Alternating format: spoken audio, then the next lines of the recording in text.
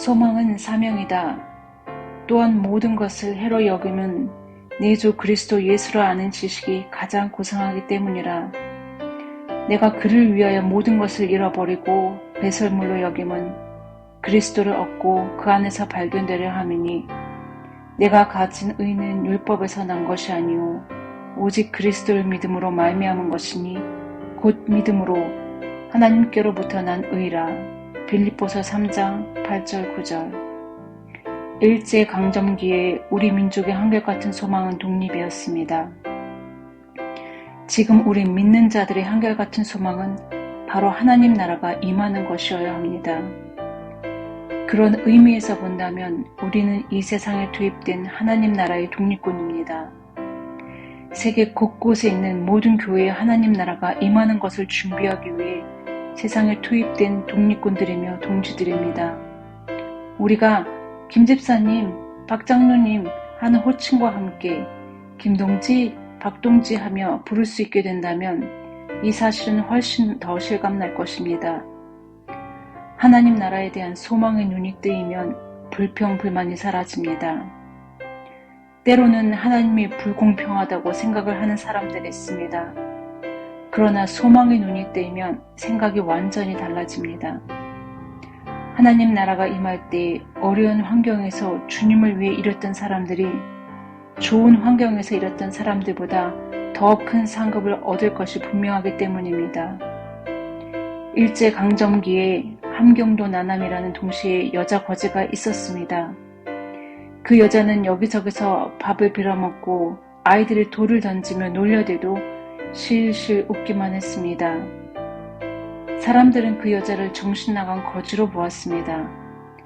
그런데 일본이 패망하고 그 도시에 소련군이 진주했을 때 그 여자가 소련군 장교의 교복을 입고 사람들 앞에 나타났습니다.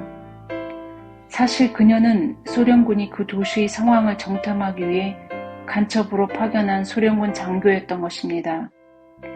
그녀는 그동안 자신이 정신나간 거지 행세를 하면서 얻어낸 정보를 바탕으로 도시의 지주나 관리들을 잡아들여 인민재판에 회부했습니다.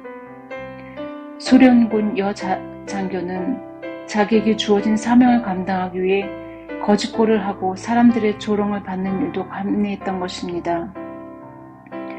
소련군 장교라는 자부심 하나 때문에 거짓 사명도 감당하는데 하물며 하나님 나라의 영광을 보게 된 사람이 어려운 사명이라고 불평할 수 있겠습니까? 천국의 부활을 발견하고 하나님 나라가 점점 임하고 있다는 사실을 확신한다면 이렇게 고백하지 않을까 싶습니다. 주님, 아무도 하지 않겠다는 일이 있다면 제가 하게 해주세요. 주님, 아무도 가지 않겠다는 곳이 있다면 저를 보내주세요. 제가 40이 되기 전 서울의 큰 교회에서 부흥회를 인도한 적이 있습니다. 사실 40도 안 된 젊은 목사가 그 교회에서 부흥을 인도한다는 것은 격에 맞지 않는 일이었지만 감독의 말인지라 순종하는 마음으로 부흥회를 인도했습니다. 교회에서는 저를 위해 최고급 호텔을 숙소로 잡아주었습니다. 그 호텔은 마치 한적한 산속에 있는 고급 별장처럼 보였습니다. 객실은 유럽식으로 꾸며져 있었는데 방이 너무나 아름다워서 눈을 감고 잠을 자기가 아까울 정도였습니다. 그 호텔에 머물면서 도대체 내가 뭐길래 이런 호강을 하지? 하는 생각이 들었습니다. 그때 갑자기 제 머릿속에 할아버지 생각이 떠올랐습니다. 저는 할아버지를 한 번도 뵌 적이 없습니다. 아버지 말씀에 따르면 할아버지는 한국전쟁 전에 평양 사돈교회를 담임하셨습니다. 그러다 전쟁이 터지자 가족들을 모두 남쪽으로 내려보내고 혼자 남아서 교회를 지키셨고 인민군들에게 끌려가 순교하셨다고 합니다. 저는 그것이 깨달아지는 순간 바닥에 무릎을 꿇었습니다. 할아버지는 평생 돌밭을 일구다가 순교하셨지만 그 상급을 제가 대신 누리고 있다는 사실을 깨달았기 때문입니다. 그날 이후 저는 돌밭 사명이 얼마나 귀한 것인지 알게 되었습니다. 그때까지 저는 소위 말하는 옥토밭 목회자였습니다. 그러나 그날 이후로는 더 이상 옥토밭만을 바라지 않게 되었습니다. 옥토밭에서 호강을 누리다가 훗날 주님의 나라가 임할 때 받을 상급을 받지 못하게 된다면 그것은 참으로 어리석은 일이 될 것이기 때문입니다. 삶의 형편은 성도들마다 다 다릅니다. 어떤 사람은 3대 혹은 4대째 기독교 집안에서 태어나 부모님의 적극적인 지원과 보살핌 속에 순탄하고 기쁘게 신앙생활을 하는 반면 어떤 사람은 예수님을 믿기 위해 가족들의 온갖 핍박을 견뎌야 할 때도 있습니다. 교회 안에서 감당하는 사역 역시 마찬가지입니다.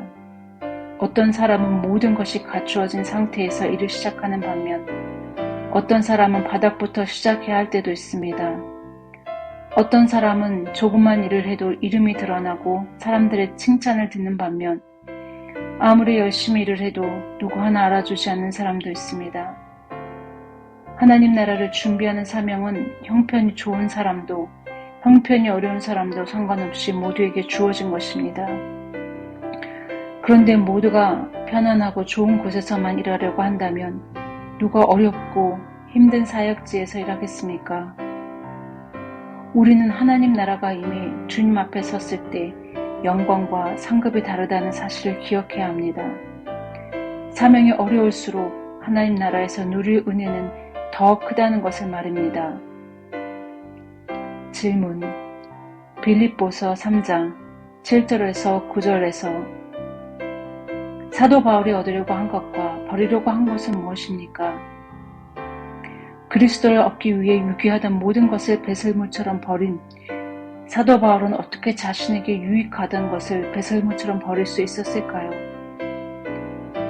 3층천에 올라가 본 경험 때문일 것입니다. 그는 거기서 하나님 나라의 모든 비밀을 알았습니다. 하나님 나라가 이미 시작되었다는 것과 모든 족속에게 복음이 전파되고 그 끝에 주님이 재림하신다는 것을 알게 되었습니다. 그는 자신이 그 일에 부름받았다는 사실을 알았습니다.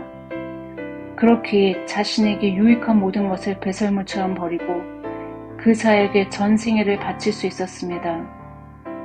하나님 나라에 대한 소망이 분명하지 않은 사람에게 헌신은 너무 어려운 일입니다.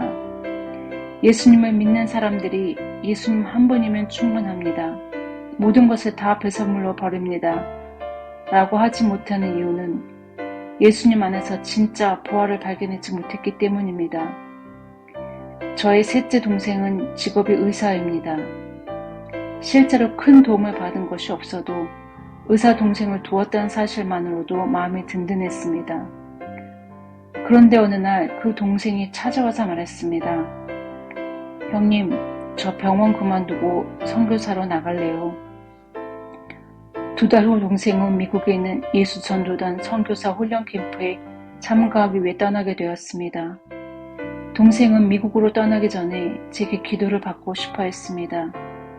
제가 동생의 머리에 손을 얹고 기도를 하는데 제 마음에 이런 의문이 떠올랐습니다. 도대체 왜 동생이 이런 결심을 하게 되었을까? 그때 주님이 제 마음에 이렇게 말씀하셨습니다. 내 동생은 나의 나라를 보았다. 저는 그 음성을 듣고 마음이 뜨거워졌습니다. 저는 동생을 위해 뜨거운 눈물을 흘리며 기도했습니다. 주님, 제 동생에게 주신 나라를 보여주신 것을 감사합니다. 주님께서 보여주신 것으로 인해 앞으로 만나게 될 여러 가지 어려운 일들을 능히 이겨내게 해주십시오. 몇 달 후 저는 미국에 집회를 인도하러 갔다가 동생이 선교사 훈련을 받고 있는 캠프를 방문했습니다. 동생 가족은 컨테이너 박스에서 살고 있었습니다. 동생 가족과 함께 비좁은 공간에서 식사를 준비해서 먹고 있는데 전화가 걸려왔습니다. 전화 통화를 끝낸 동생이 자리에서 일어나면서 말했습니다. 형님, 미안해요. 이웃 숙소에서 싱크대가 고장났나 봐요. 여기에서는 누구든지 한 가지씩 공동체를 위한 일을 해야 하는데 제가 맡은 것이 수리하는 일이에요. 지금 가봐야 할 것 같네요. 동생은 그렇게 말하면서 몇 가지 공구를 챙겨들고 털털거리는 고물 트럭을 타고서 어디론가 떠났습니다. 세상 사람들의 눈으로 본다면 제 동생은 정상이 아닙니다. 그러나 기독교 역사에는 제 동생 같은 사람들이 헤아릴 수 없을 만큼 많습니다. 바로 이런 사람들이야말로 다가오는 하나님 나라의 일꾼들입니다. 우리의 삶은 하나님 나라에 대한 다음의 4가지 경우 중 하나에 속합니다. 첫째, 앞으로 하나님 나라에 갈 것이라고 생각하며 살았다. 둘째, 하나님 나라와는 아무 상관없이 세상만 바라보고 살았다. 셋째, 하나님 나라 주변에서 빙빙 돌면서 살았다. 넷째, 하나님 나라 안에서 살고 있다. 이 대답은 예수님을 바로 믿고 살아왔는지를 점검해 줍니다. 당신은 어떻게 살고 있습니까? 예수님의 왕 노릇하시는 하나님 나라를 바라보는 눈이 열려야 합니다. 핵심은 예수님의 왕 되심입니다. 예수님이 우리 마음의 왕이 되시면 어떻게 살아야 할지가 분명해집니다. 예수님은 먼 미래에 만날 분이 아니라 항상 나와 함께 있는 분이기 때문입니다. 항상 예수님을 바라보고 사는 사람은 언제 하나님 앞에 서더라도 부끄러움이 없는 삶을 살게 될 것입니다. 질문: 당신이 지금 하나님 앞에 선다면 두려운 것은 없습니까? 하나님 앞에 선다고 생각하면 가장 문제가 되는 것이 무엇입니까?